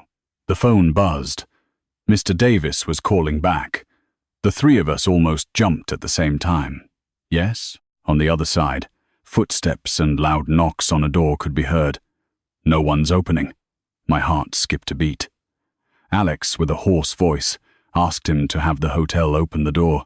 "I'm calling the manager," Mr. Davis replied. A few seconds later, the keycard beeped. Pip. Then silence. A silence so profound I could hear my own breathing. Suddenly, Mr. Davis spoke hurriedly.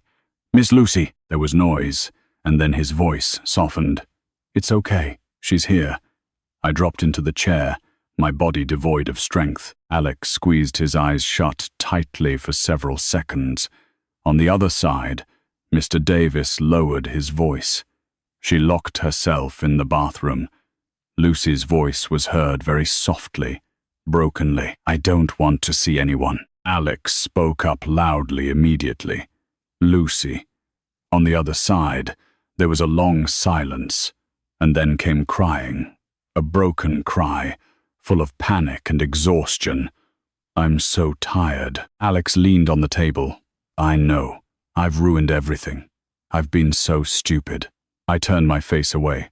I don't know why, but hearing her cry, my anger largely vanished. I was only left with exhaustion and pity. People make mistakes sometimes, not out of malice, but because they are too weak in the face of illusions. Alex spoke softly.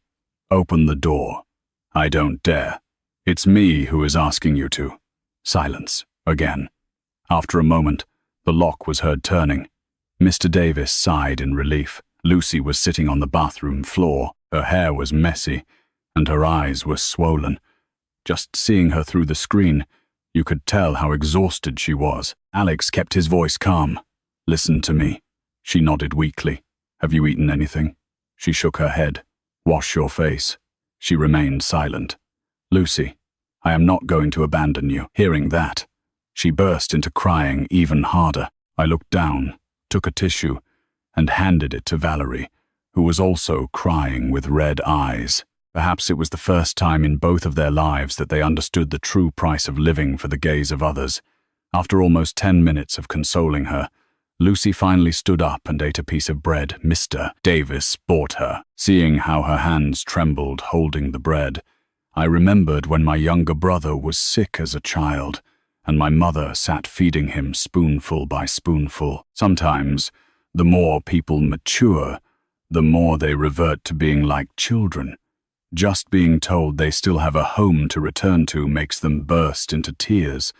Alex sighed softly. "Tomorrow I'll buy your return ticket." Lucy raised her head. "The debt's here. I'll take care of them." She shook her head non-stop. "I don't want you to use the company's money again." Those words surprised us. Lucy looked at me through the screen with red eyes. "Sarah." I stayed silent. "I know everything." I clenched my fists. Valerie told me. She bit her lips. "Forgive me." This time I didn't answer immediately. Through the window, the sun was shining brightly. The puddles on the street were beginning to dry up. I looked at that girl, so spoiled since childhood that she didn't know what fear was, and who in a single day seemed to have aged years. I asked her very quietly, "Do you still want to keep living like this?" She looked down. "No, I just want to go home." It put a lump in my throat.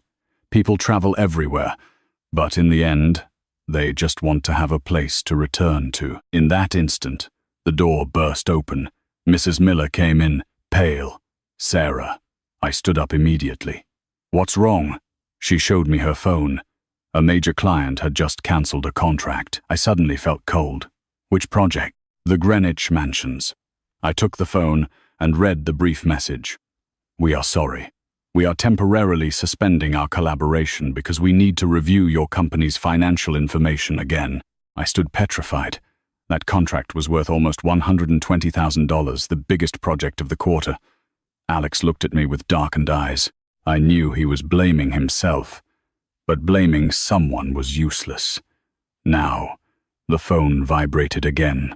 Unknown number. I answered without thinking. Sarah. A man's serene voice sounded. "Who is this?" "I'm Matthew." The whole room froze. He chuckled slightly. "I think we need to talk about your sister-in-law." I squeezed the phone until my knuckles hurt. Hearing Matthew's name, Alex immediately came over. "Who?" I put it on speaker. It was very quiet on the line. You could only hear the flick of a lighter, followed by the sound of someone slowly exhaling cigarette smoke. "I think you should calm down." I laughed ironically. Those who destroy others are usually the first to ask for calmness. He chuckled softly. He had a rather pleasant voice. The typical man who knows how to make people lower their guard. I understood why Lucy fell for it. "Sarah, Lucy has talked to me a lot about you. I don't have time to listen to you." "But you do." Alex pulled up a chair and sat in front of me. His gaze had darkened since he heard that man. "What do you want?" Matthew stayed quiet for a few seconds before answering.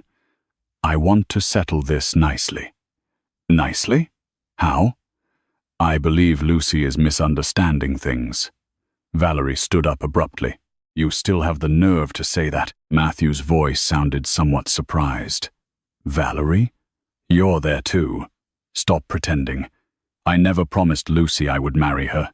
He sighed. "I did tell her I cared for her. But we are adults. She helped me voluntarily." Lucy burst into tears instantly. "I gave you almost $24,000. I didn't force you." I stood up. "What are you saying?" He laughed sarcastically. "You are a businesswoman. I'm sure you understand. It's hard to call voluntary transfers fraud." At that moment, Alex chimed in with a very deep voice. "How old are you?" 34. "And you live off women's money?" Silence on the line. Then Matthew started laughing. "Don't accuse me. Lucy wanted to invest in her personal brand, to get famous. I just guided her." I gasped for air. "Guided her by making her go into debt? If you want a good image, you have to spend money, right?"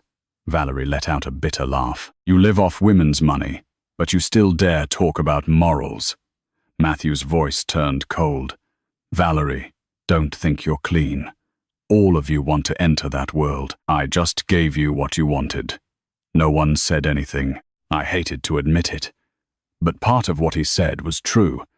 No one had put a knife to Lucy's throat to make her lead a life of luxury. No one had forced her to go into debt to buy the admiration of others. But taking advantage of someone else's weakness for personal gain was still despicable.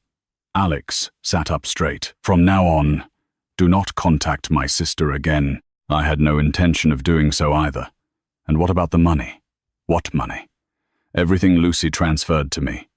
"Do you have proof that I asked to borrow it?" I saw Alex's hands clench so tightly the veins bulged. The man continued with the same calm and irritating tone.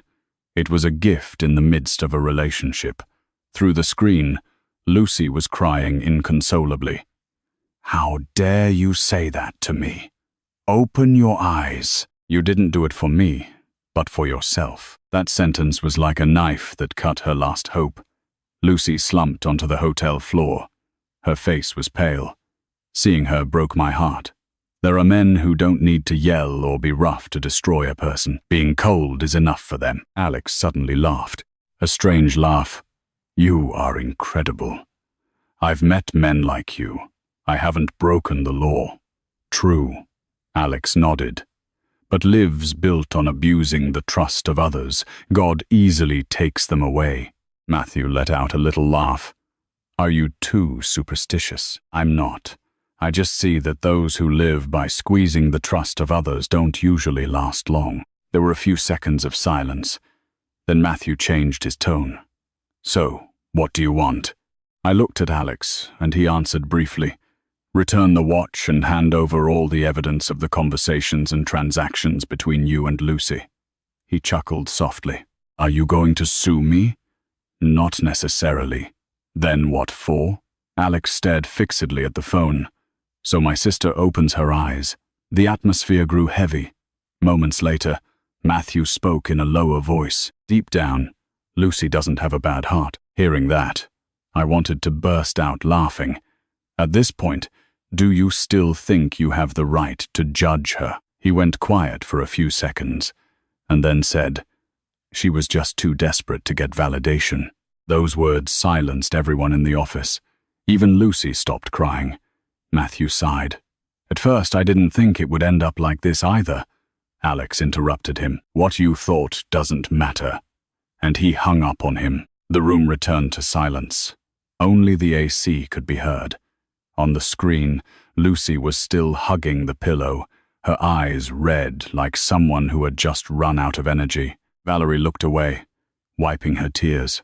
I sat there for a long time. I felt absolutely exhausted, tired of money, tired of the human heart, tired of an era where everyone tries to play a better version of themselves until they lose their own identity. Alex approached the screen.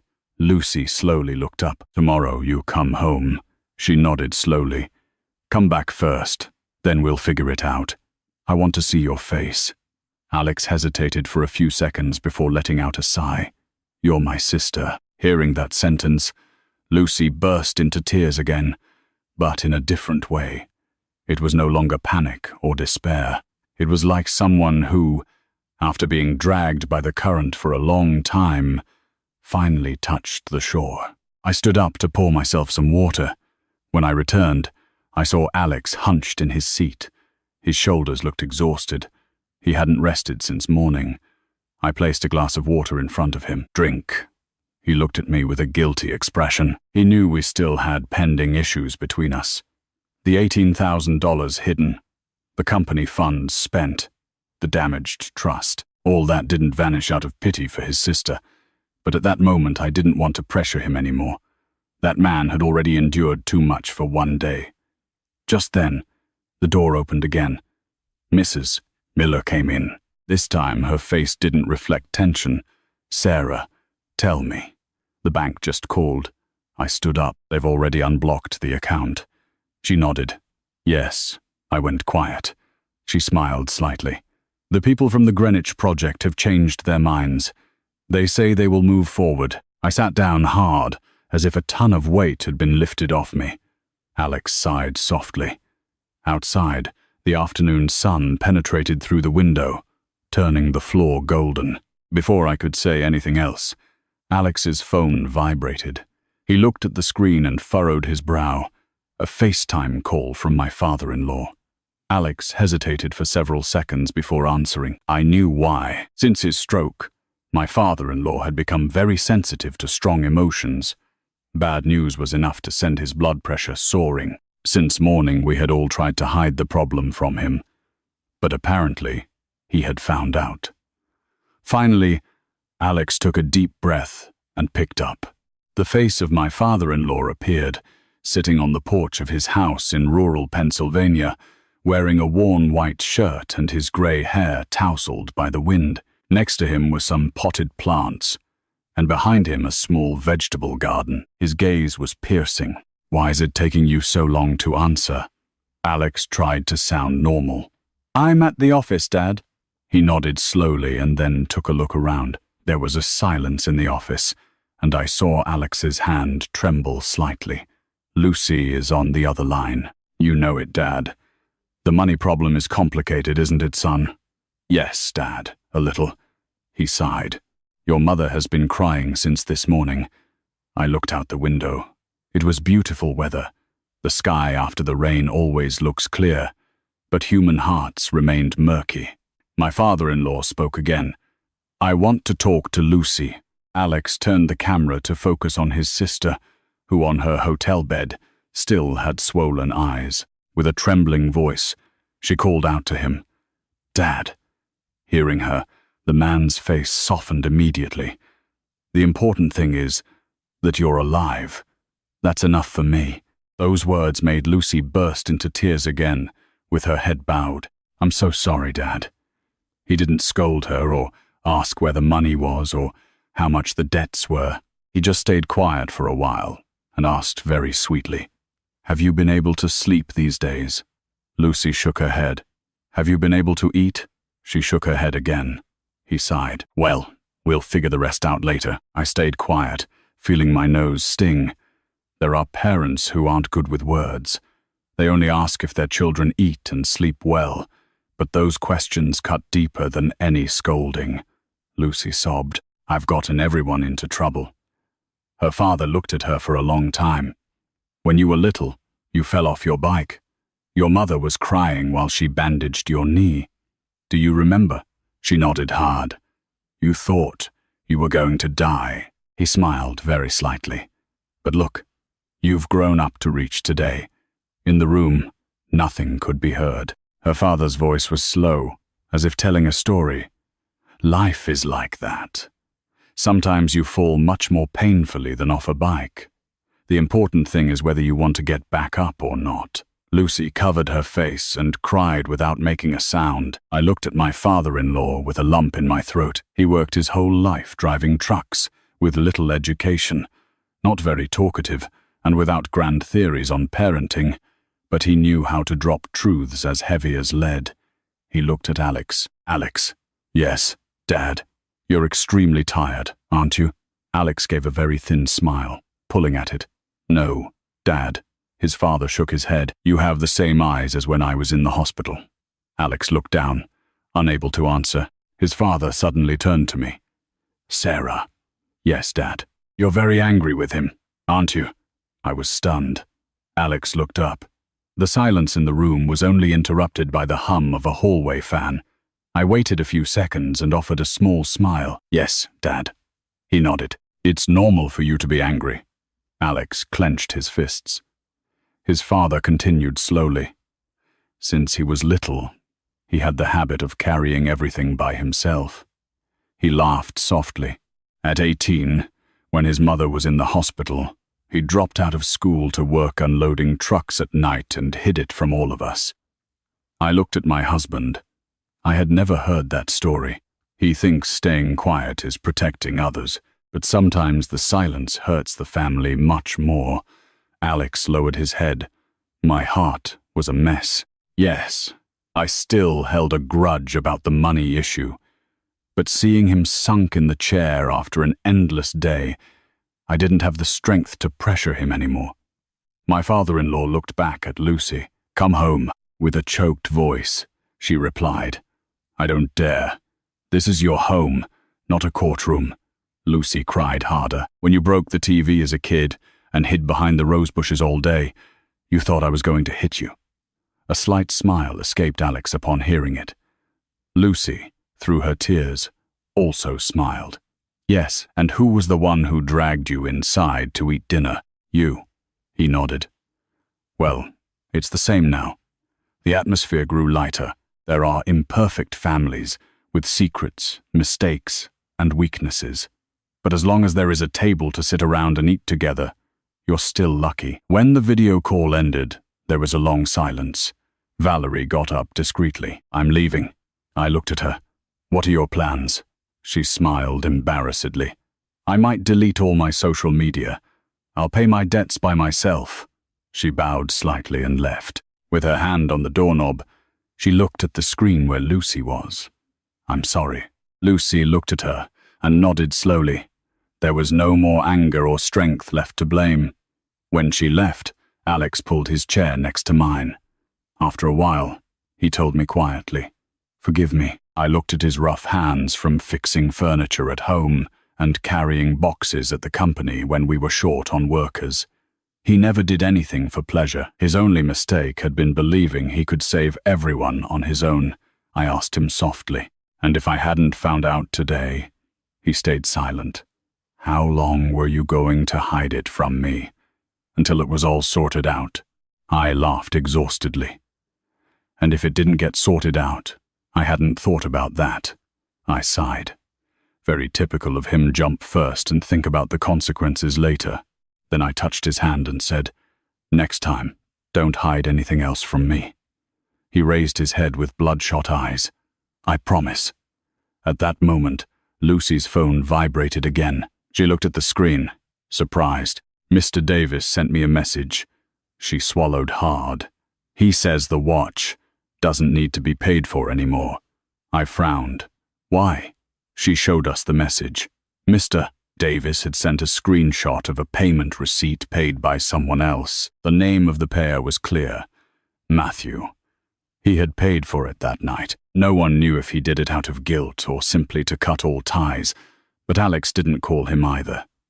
From that day on, Lucy's bond with that man broke like an irreplaceable thread. 3 days later, Lucy arrived in New York. We went to pick her up at JFK Airport.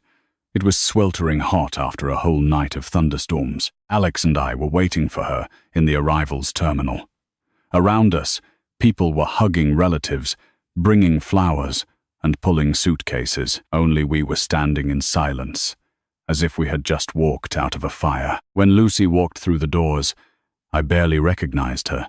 She was incredibly thin, pale, with no trace of makeup, and her hair tied back haphazardly, a huge jacket wrapped around her carelessly. She pulled her suitcase very slowly. Upon seeing Alex, her eyes filled with tears. No trace of the proud walk of the past. She stopped a couple of steps away and lowered her head.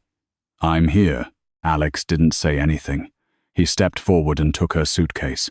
Just then, Lucy burst into crying in silence, her shoulders shaking convulsively in the middle of the terminal. A couple of curious onlookers glanced at her, but we didn't care. He handed her a bottle of water. "Are you done?" She nodded, rubbing her eyes. "Let's go home." The car ride was quiet. Lucy sat in the back, looking out the window as New York life passed by. Cars at traffic lights, crowded coffee shops. Only she seemed to be returning to the real world after being hopelessly lost in the fog. When we arrived at my in-laws' house in Pennsylvania, her mother ran out to hug her, dissolved in tears. "My little girl, look at you." Lucy knelt in front of her. "Forgive me, Mum." My father-in-law, leaning on his cane in the doorway, barely said a word. "Come in and eat something." My eyes stung. Inside, the table was already set. Pot roast, mashed potatoes, and a salad. My mother-in-law discreetly wiped away a tear with her sleeve while serving. Lucy stood still in front of the plate and, after a while, picked up her fork. I missed home-cooked meals. Her father placed a piece of bread next to his daughter's plate. Knowing what you miss is already something. No one said anything else. It was a strange, tense dinner, but for the first time in many days, we all sat at the same table without jumpiness or fears about debts. Little by little, the waters returned to their course. Alex and Lucy went to a lawyer. They refinanced those predatory loans, settled debts by selling the car. Monthly installment plans were set up for others. Lucy moved out of the NYC apartment rented by her brother and went to live with her parents in their rural town. She didn't leave her room for the first few days, barely taking a bite of food. One afternoon when I went to visit her, I found her pulling weeds from the vegetable garden with her mother, with no makeup and a messy ponytail. Seeing her like that brought back the memory of the first time I met her, always laughing right behind her brother's heels. Human beings sometimes travel very far from themselves, and only when they are exhausted are they capable of returning home. One afternoon, she brought me a box and placed it on my desk. Opening it, I saw it contained her remaining designer bags, watches, and jewelry. "I'm going to sell them all." I looked at her. "Keep some as souvenirs." She shook her head. "Seeing these things now scares me." I sighed softly. "Money isn't bad." "I know, Sarah. It's just that before, I thought those things made people respect me. I stayed quiet. There were lessons that cost dearly to learn." She took a notebook out of her pocket and put it in front of me.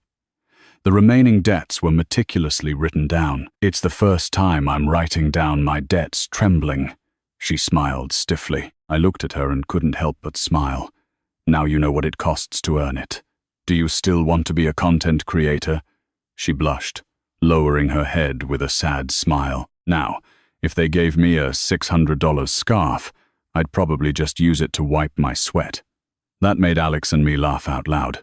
A light laugh, but the first sincere one in a long time. My company also bounced back. Some clients were suspicious, but after years of good work, the rest understood and remained loyal. One night, after putting in overtime, I came down from the office and found Alex waiting for me with 2 coffees. Do you want us to go grab dinner at the old neighborhood diner? I looked at him, noticing some grey hairs at his temples. These months had been brutal. There had been anger, disappointment, and distance. But here we were again, sitting next to each other. We had dinner at that corner diner where the owner scolded his employee while serving the plates. Alex handed me a napkin. "I'm sorry for hiding it from you." I stirred my food a bit before answering. "If you ever lie to me again, you're sleeping on the couch." He let out a loud laugh. "Okay," I looked him in the eyes. "It's normal that you love your sister, but don't try to save the whole world by putting it all on your shoulders alone. Understood?" He observed me for a few seconds before nodding. Outside, the noise of cars and the night wind carried scents of fresh rain. Suddenly I felt my heart immensely light. 3 months later, Lucy found a job at a local flower shop near her parents' house. She didn't make much. On the day of her first paycheck, she showed up at our house with an envelope. "This is an advance on what I owe you, Sarah. $300. I looked at that meager envelope and the small cuts on her fingertips from the flower stems. The same girl who didn't blink at blowing $52,000 now held onto those $300 with a gleam in her eyes that seemed like a little girl's. I returned it to her, sliding it across the table. "Keep it." She shook her head. "No, I'll be paying you back little by little." Alex, from over his coffee mug, shot her an ironic look. "Sure. Just like when you were told to get a normal job and you made excuses saying it was too tiring." Lucy laughed with embarrassment. "Now I know it's better to end up tired, but sleeping soundly through the night, than to spend all day pretending to live on borrowed time."